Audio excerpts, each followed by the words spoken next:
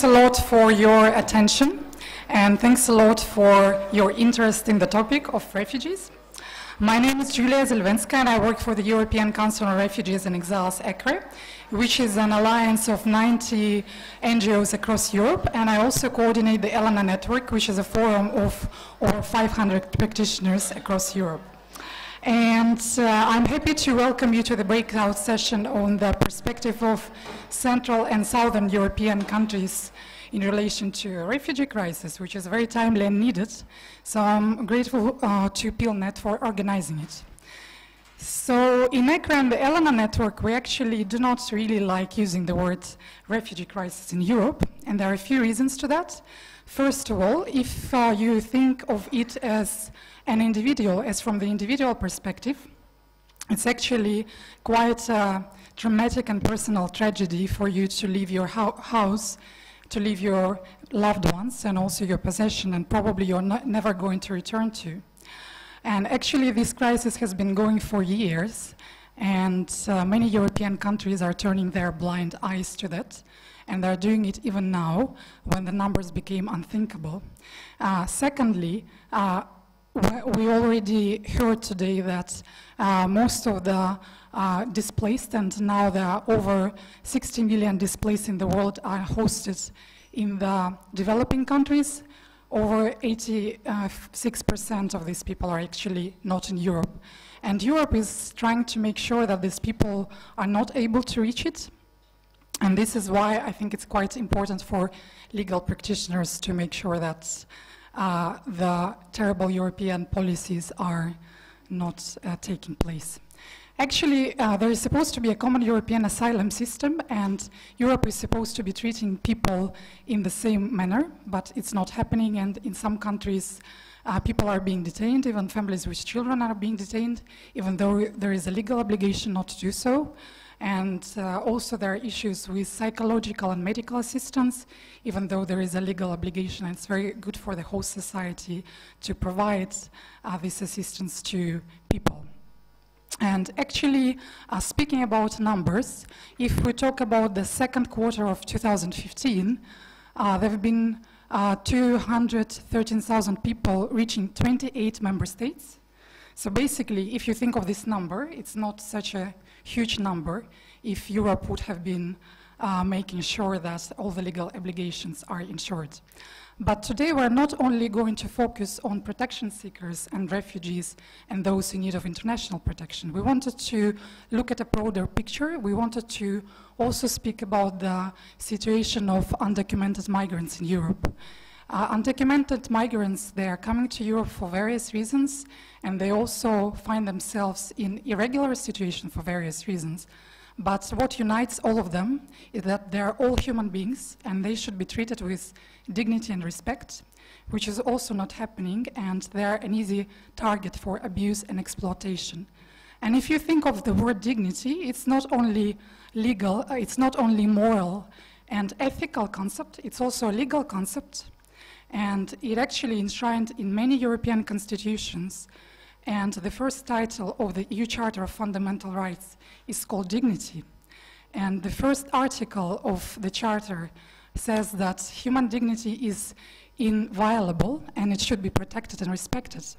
So what I would like to talk to all of you today, and what I would like also to discuss with our distinguished speakers, is how we are all, as legal practitioners, can make sure that dignity is protected and respected, how we can make sure that the international human rights refugee law and EU asylum and national laws are applied fairly inconsistently and in consistency with the rule of law.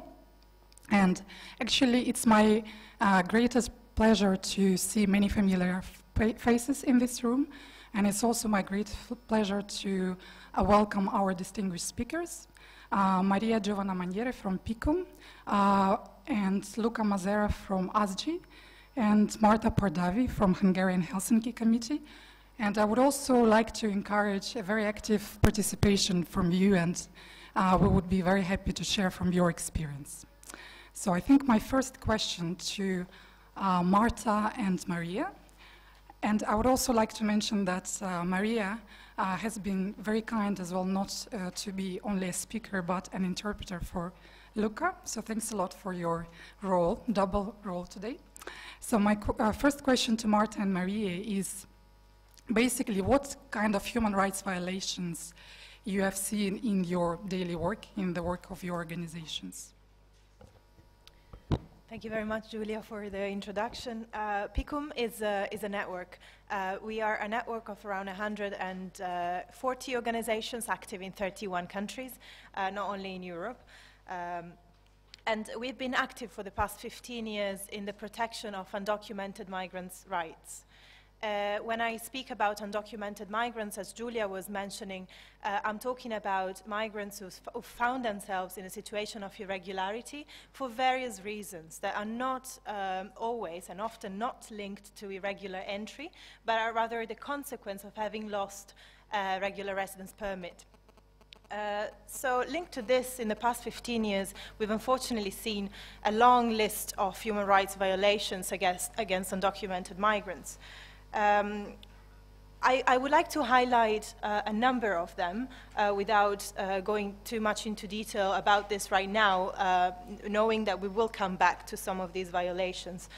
First of all, there is, of course, all you can see most recently in the media and what Luca has addressed earlier this morning. So violations of undocumented migrants' rights at the border, even before they have a possibility to apply for asylum or to describe their individual situation. This includes deportation in summary ways and includes detention. But we've also seen a number of violations in country when migrants are undocumented in countries, and they all start normally with a lack of access to justice and police reporting, and a lack of access to fundamental basic services such as healthcare, education, and this comes very clear when we talk about violations, for example, linked to crimes where undocumented migrants are victims of crimes, for example, racism, xenophobic violence, or when they're victims of gender-based violence, or when they're victims of crimes, other crimes. What happens is that normally migration enforcement takes the priority over criminal law. And this means that witnesses and victims of crime are normally deported or reported to the immigration authorities as soon as they get in touch with the police.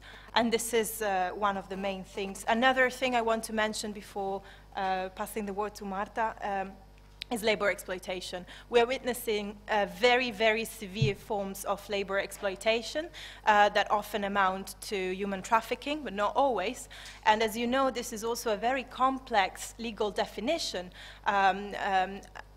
Human trafficking definition varies from country to country, and also the definition of labor exploitation that amounts to a crime varies. So as being a network, we're finding very difficult to try and unify our advocacy around these issues, despite the fact that we do see that this is a systematic violation of undocumented migrants' fundamental rights.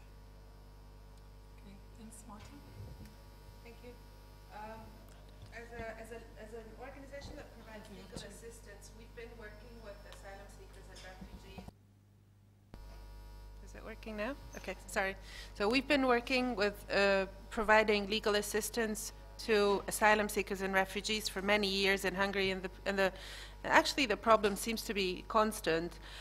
This year, a new phenomenon is that many of our clients who would absolutely be receiving protection or should be receiving protection status, refugee status, or subsidiary protection status actually don't want to apply for asylum in Hungary, and therefore they fall in the category of undocumented migrants in general. But essentially they all face the same kinds of issues. Access to territory, access to the asylum procedure, which are core in having access to protection, are all working very badly all over Europe. Particularly with fences and all sorts of other physical barriers, but also legal barriers, such as transit zones, border procedures. This is something that there has been a lot of focus on in Central Europe, and UNHCR has been working on it a lot. But access to territory is literally becoming crucial now. People actually are not having the chance to come to Europe. There is less and less options. It's not only because of the difficulties of the journey, the risks and the life-threatening risks, but also the legal barriers that European law has actually put in place. In a way, if I would want to be very sort of provocative, one could say that Europe, the policies actually encourage people, push people to expose themselves to risk, to put their lives at risk, and to use smugglers. There is no other way to come to Europe. There is no legal, safe avenues of coming. What we also see is once people arrive in country, obviously there is everywhere problems with access to legal assistance free of charge, the quality of it, the effectiveness of it, the access of lawyers to clients or potential clients, particularly when they are detained, is becoming more and more difficult. Detention is many times protracted, completely unjustified. There is quite a lot of case law, and we might come to speak about this if there's a chance. But certainly, while there is quite developed legal principles about how detention should not look like and when it should be applied or when it should not be applied, this is being completely disregarded nowadays. There's a lot of people, young people, under 18s, in detention all over Europe. We're witnessing this particularly concerning phenomenon in Hungary a lot. There is no proper age assessment. This can get into a very technical issue, but in fact it is, the outset, very simple. There needs to be adequate care in a system to make sure that children are not detained. And there isn't this adequate, proper level of care. Once people manage to seek status and get it, to achieve protection, a wealth of another kind of problems arise that relate to integration. Family reunification is something that we focus on in our organization a lot. There is so much that a lawyer can actually do to help a client get their family members to Europe. Without a lawyer, oftentimes it's completely impossible.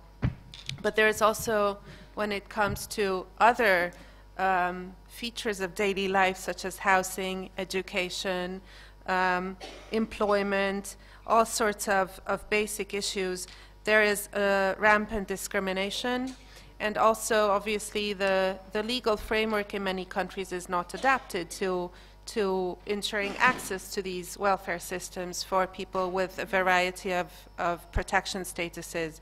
So for example, and this is of course very exceptional, but it does happen that a refugee will want to take out a mortgage, and rules and financial regulations will oftentimes be completely unaware of the fact that people might not have citizenship or EU residency, but rather would be refugees or stateless, for example. Birth registration, somebody was talking about this earlier today, about how important it is to help with birth registrations and proper documentation, personal identification documents. These are all labyrinths that ordinary people also lose their way in. Refugees for sure need help with this, so it's well beyond criminal and asylum law that there is a space for lawyers to act. And I was wondering if you can give successful examples of how these human rights violations were addressed by you or your organizations, and in particular, what kind of legal avenues you find most useful in Southern and Central Europe. So I don't know, Luca, would you like to start? Yes, so I try to speak English. I try because my English is very bad, and if you don't understand me, Maria can translate, but for question of time, to not spend too much time for the translation, I try to speak English. And I want to tell you about a case that I talked before, the Califia case at the European Court of Human Rights. And I think this is an interesting case because it's a very good example of the importance of the legal aid in undocumented migrants context. And which is the case? The case was very, very simple. It was the applicant was 3 Tunisian people who arrived in Italy illegally by boat in September 2011. And they was detained for 10 days in the center of Lampedusa. And after the detention, they were repatriated to Tunisia. Why this case is so interesting? Because this situation of the 3 Tunisia, the 3 applicants was exactly the same situation in which were thousands of people, because it is not an extraordinary case. It's a normal regulation of the arrival of undocumented migrants in Italy in this year. And how we made this case. Okay, this is a problem I think is necessary to focus. The difficulty to have contact with the victim of the violation. And in this case, this is absolutely clear, because when the people was in the center of Lampedusa, legal advocate lawyers have no access to the center, so these people never see lawyers. And then they was repatriated without any contact with the lawyers. So in Italy, they haven't any contact with the lawyers, so we have to, we went to Tunisia by we are supported, I was supported by ONG, Italian ONG, ARCI and ASGI, who pay my trip to go to Tunisia with a colleague of mine. And this is, I think, is very important. When someone is repatriated, he don't lose his right. It's very important that, like European lawyers, we make all the efforts, the necessary effort to guarantee the justice also to the people who was repatriated. And it's not easy, and I think this is a perfect example of pro bono. It's necessary that someone pays the lawyer to go there and to make this all this work, this job. And which is the decision. The court, the European court, said 3 very important things that I think we have to remember. So the first things that I have already said, that the court said that any form of detention is illegal if there is not a control by a judge, and that can be obvious, but in reality is not so obvious. It's obvious the contrary, the opposite. The second thing the court said, that the condition of Lampedusa Center was in violation of Article 3 of the Convention of European Rights. So the condition of detention was degradant, inhuman and degrading. And a very important thing the court said, that also if the detention is not so long, because the period of detention was only 10 days, the state has the obligation to guarantee a decent level of life, and the condition of Lampedusa was absolutely under this level. And the third thing the court said was, and also this is very important, the court said that this expulsion, repatriation, was in violation of Article 4, Protocol 4 of the Convention. So the article who prohibits the collective expulsion. And the court said it's not possible that you decide to repatriate someone only for a reason of nationality, because every migrant has the right to have a personal interview and a guarantee, and the state has the obligation to guarantee a legal protection. And this is, I think this case is important because I said in the morning, in the previous panel, today in Italy, Italian government made exactly the opposite that the code said, because the detention is illegally, and people is repatriated only by the base of nationality. So we have, like lawyers, the necessity to think about how we can make an implementation of the decision of the European Court of Human Rights in the reality of our country. Thanks a lot, Luca. Firstly, it's a pleasure to listen to you in English as well. And secondly, it was a good example how the lawyers can collaborate, because we also are doing a lot of strategic litigation, and like for us, it's a big issue how to not to lose contact with the clients, and that's when we are able to contact other lawyers from our network. And I was also wondering if Marta and Maria also think that ECHR is a good legal avenue for your prospective jurisdictions, or there are other avenues that you are using as well.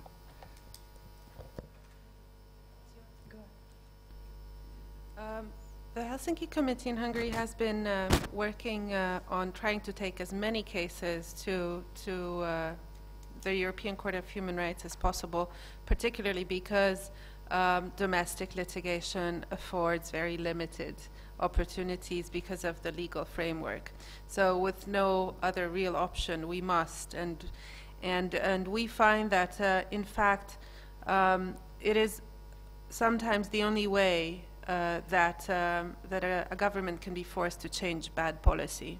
So this strategic litigation is not only because we would like to see legal principles developed and better case law made at the court, but because our domestic opportunities are very limited, particularly when it comes to detention. I think this is a key issue, and it will become even more so in Europe.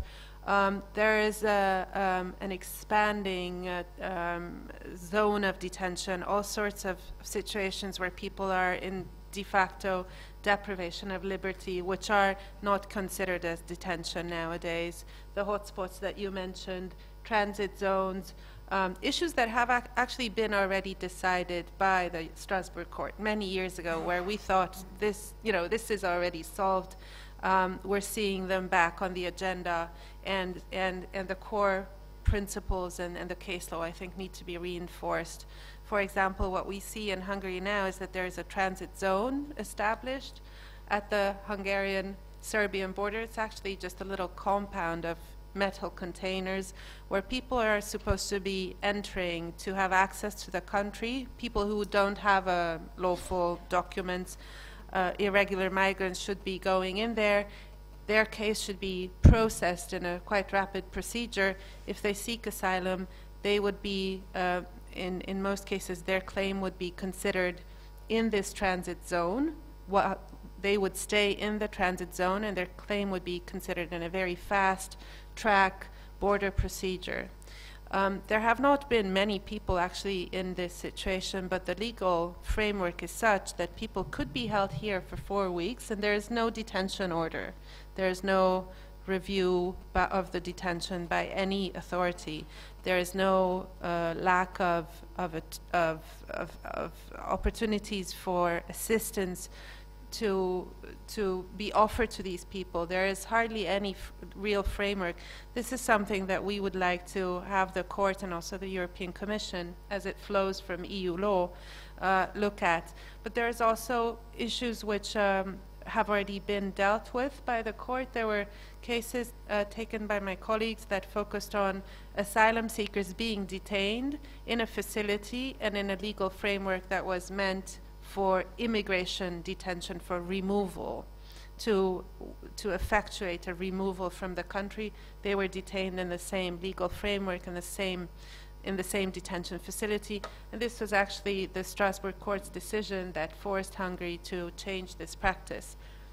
And then taking unfortunately opportunities provided by EU law, another form of detention for specifically for asylum seekers was introduced, but at least the legal grounds became clearer and the framework was improved a bit, and we can rely on the principles and the sort of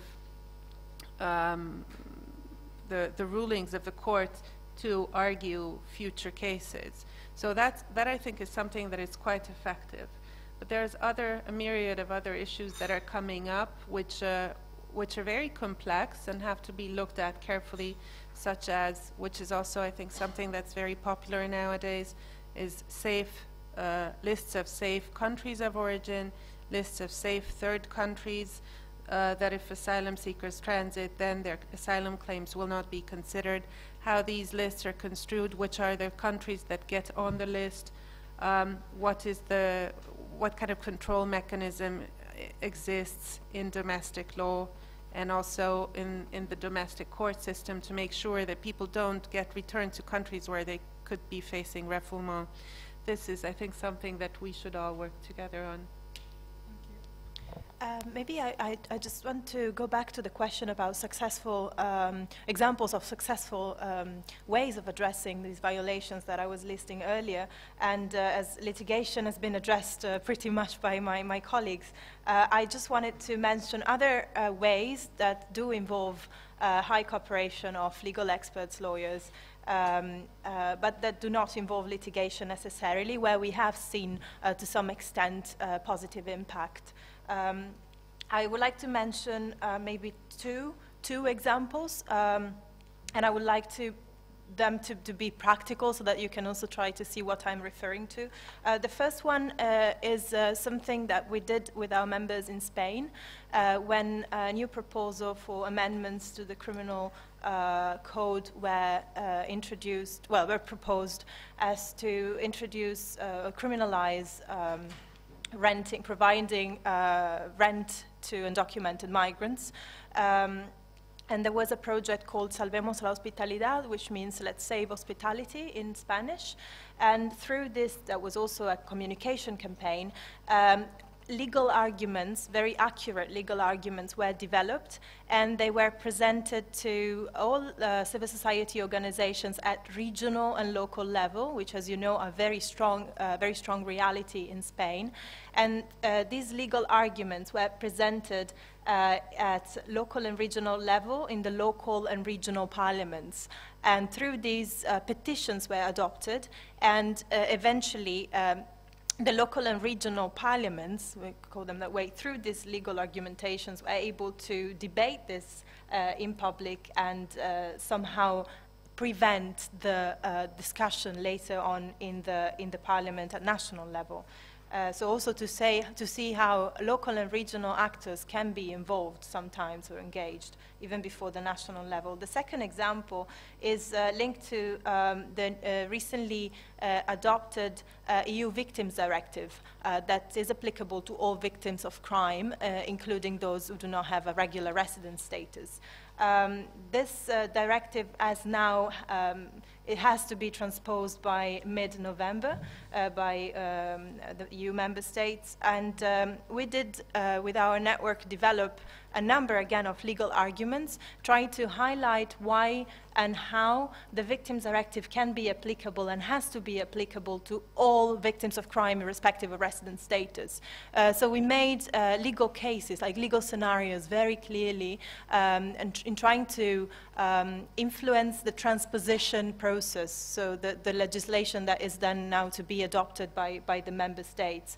And we just published a guide on the EU Victims Directive that is trying to explain in plain words why this is so relevant also for undocumented migrants. But there are several myriad of legislations that could follow the same example, I think. It's just an example of... And maybe just to mention an issue that was raised by Luca, how to ensure that access to justice is possible even after deportation. This is also something we are trying to work a bit more with our network, and especially in cooperation with the United States Global Workers Alliance, They have established a system of, well, a network basically, of putting in contact lawyers in the US and lawyers mostly in South America to enable exchange and contact with those victims who have been deported, but also with witnesses. And they do focus mostly on workers' rights, so access to redress mechanisms or unpaid wages. But I do see a possibility to apply this more broadly also in Europe to other issues such as the ones that were mentioned earlier by Luca. So portable justice could be strengthened also with the help of pro bono. Thanks a lot, Maria. And I was wondering, you mentioned that you were developing a legal argument for a number of NGOs and practitioners.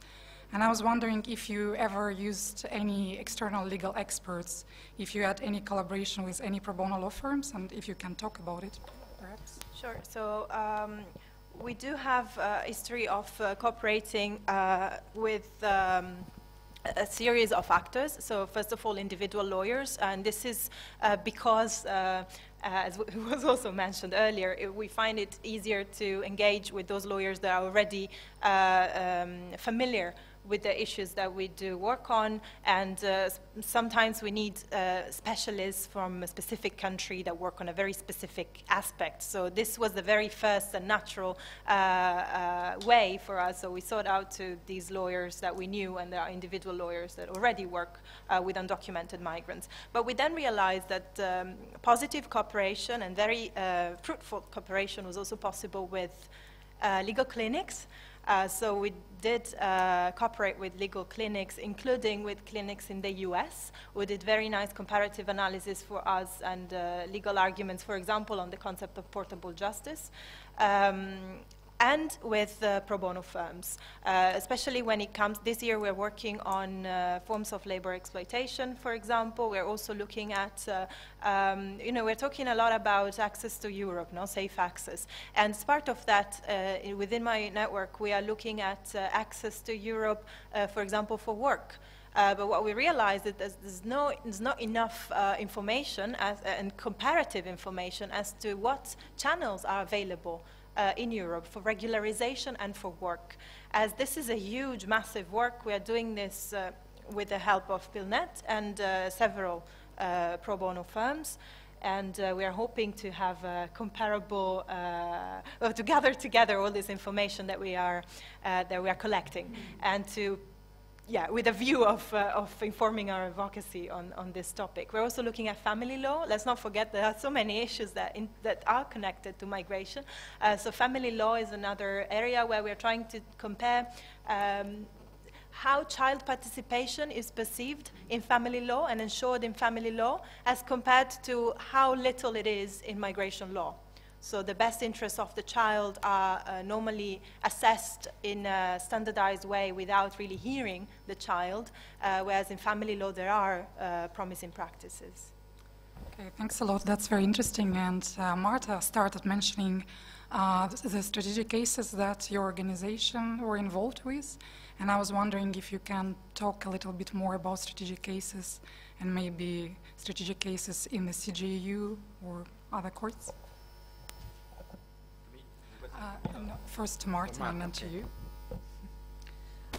One issue that came up in Hungary recently is the fact that there are now criminal provisions criminalizing not illegal entry into the country, but illegal crossing of this physical barrier, the border fence that has been erected, which criminalize everyone who actually carries out this conduct, regardless of the reasons for their arrival, whether they're refugees, whether they are they have sort of good cause to carry this out, despite the fact that there is very clear provisions in the 1951 Geneva Convention on Refugees about how refugees and also asylum seekers, so people who seek refugee status, who seek protection, shouldn't be sanctioned for having carried out irregular entry.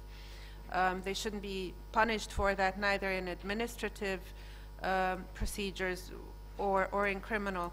We've been trying to advance this argument in Hungary with not very much effect. unfortunately, judges have been very reluctant to take account of this international law-based argument, saying that, well, the criminal provision is very clear. If somebody crossed the fence, they're liable to punishment. But in this process, we've been working with very interestingly law firms from the UK who have spontaneously contacted us, having read about the Hungarian provisions in the newspaper, and we have been exchanging letters regarding judicial practice and also criminal law provisions on this particular provision in the Geneva Convention, how that is applied in each EU member state, how it is taken into account in a criminal procedure.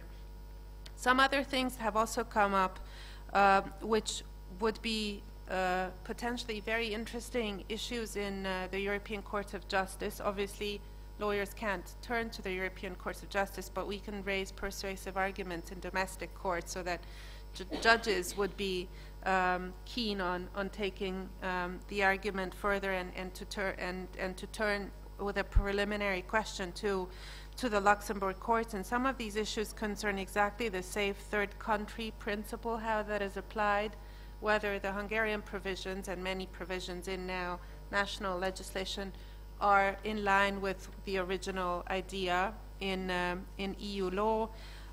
What is meant by having the right to an effective remedy, which comes up time and again in a variety of ways, also in asylum law, but not only, obviously. What is meant by the right to a fair procedure, to good public administration, and the right to be heard. These come from the EU Charter, fundamental rights, and we are hoping to be able to identify cases which then might prompt judges to turn to the Luxembourg courts. One thing that happens in Hungary is it's really hard to find clients because they are not interested in staying in Hungary. So you identify a really good, you develop a perfect profile with the perfect argument, you find your client, and then they say, no, I'm not interested. In certain scenarios, of course, losing contact physical with the client is not a problem as long as we can maintain contact, which has happened in many other cases previously. But I think this is difficult. There is Facebook now. Everybody uses it. There's all sorts of mobile applications where to meet and maintain contact. But it is difficult to persuade people to use their rights because they see the situation as being completely hopeless. They're so dissuaded by their experiences. So I think this is one aspect that we have to take into account when we think about our very nice plans with the strategic litigation. Okay. Thanks a lot, Luca. And maybe if you can talk about your case in the CGU, maybe for 1 minute. Yes, probably I don't want to talk about the case. The case was the Eldridi case. Probably someone knows what's about. It's a case about the detention of irregular migrant that was declared in violation of the directive return by the European Court of Justice in 2011. And it was a very important decision because in Italy, before of the decision of the European Court of Justice, there was every year more or less 10,000 of people was detained for this crime, the crime to don't non obbedire all'ordine, not comply with the order to repatriation. And after this decision of the European Court of Justice, all the people was free, and there is no possibility to use the criminal sanction against the irregular migrants. But and this case was important, was absolutely an example of strategic litigation, and was very important because there is another factor to consider, the factor of the possibility to have an impact with doctrine, with article in a review. All the case arrived to the European Court of Justice because a lot of Italian judges read an article was published in a juridical review online. This review was very important in Italy about criminal law, and this review, the director of this review considered that it was very important to focus on this problem, and we published a lot of articles about this question, the compatibility about detention and directive return. And finally, some judges, also the court, the Supreme Court of Justice in Italy, la Cassazione, accepted the idea sustained in the article and goes to the European Court of Justice. So we have to consider also the possibility to use the doctrine and the law review that was important for the judges. And the last thing that I want to say is about strategic litigation. I think it's very important to have, and in our organization we are trying to do this reflection, what is the strategic litigation? Because in general, all we know what's strategic litigation, but there is a lot of cases in which it's not too easy to find the better way to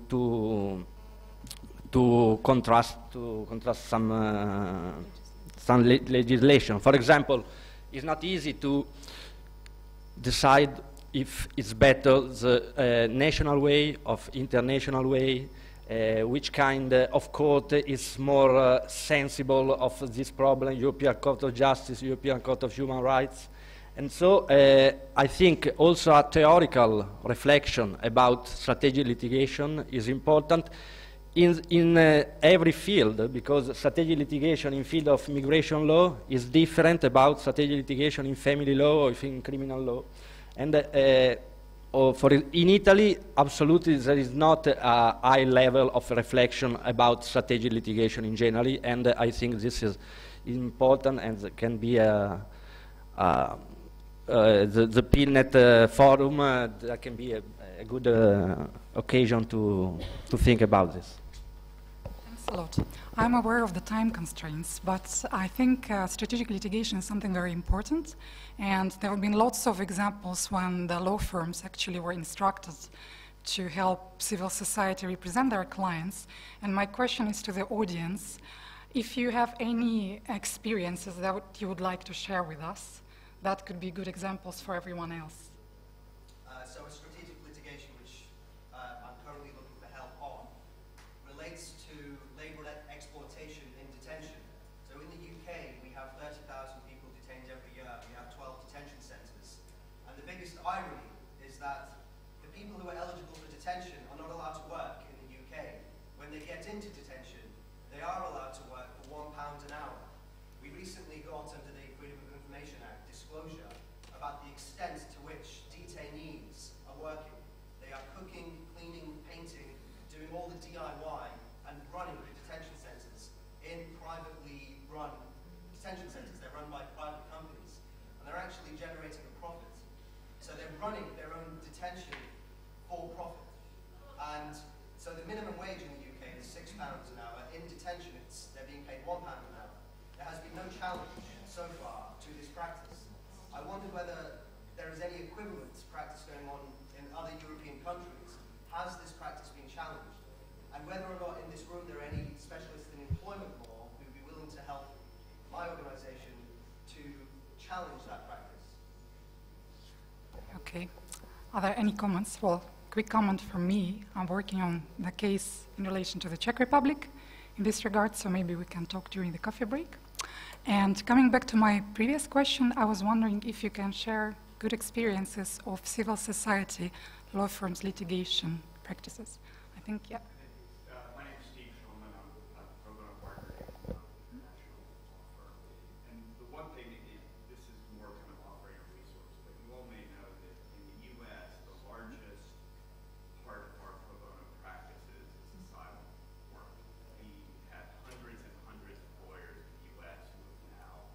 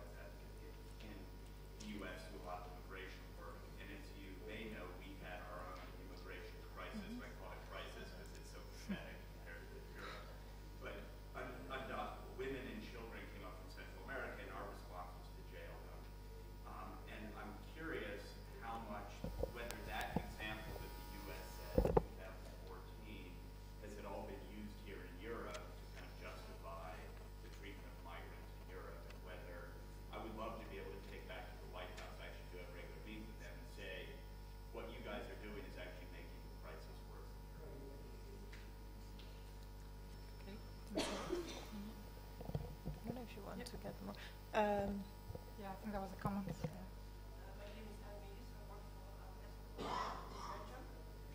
And there is a microphone here, so if you would like to use it so that we can hear you. So, hello, my name is Anne Meus from Avocats Sans Frontières, Belgium. We use strategic litigation in every programs we are implementing, but mainly in Africa. So I have no good examples for Europe, but we use strategic litigation also as an advocacy tool, so as to promote a new law, or as to make sure that part of the law is implemented in the correct way. It can be in business and human rights, but it can be also in refugee law. We have a program, or we had a program, which is finishing, sorry, on refugee law in Burundi.